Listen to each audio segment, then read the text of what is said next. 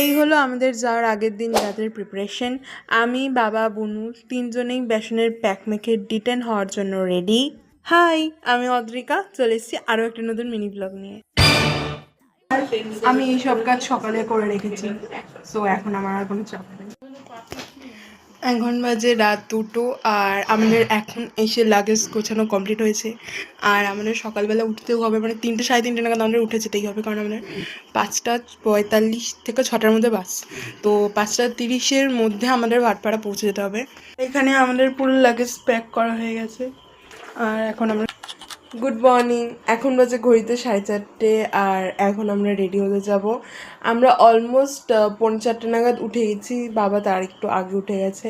And এখন ready হব কারণ আমাদের বাস আছে। তাহলে চল। এই গরমে আমরা ভেবেছিলাম হয়তো আমাদের খুব কষ্ট হবে, কিন্তু সকালবেলা উঠে ওয়েদারটা এত সুন্দর ছিল, তারপর বৃষ্টিও হয়েছে, মানে পুরো একদম দিলটা খুশখুশ হয়ে গেছে। আর এখানে আমার মা বানাচ্ছিল আলুর পরোটা, কারণ বাসে যেতে যেতে আমরা একটু খাওয়া দাওয়া করবো আর কি, যেহেতু অনেকক্ষণ লাগবে যেতে। Here I am ready. আর যেহেতু খুব সকালবেলা ছিল তাই আমি কিচ্ছু করিনি, জাস্ট স্কিন কেয়ারটা করেছি। আর আমরা বেরানোর সাথে সাথে বৃষ্টিটা জাস্ট তুমুল শুরু হয়েছিল।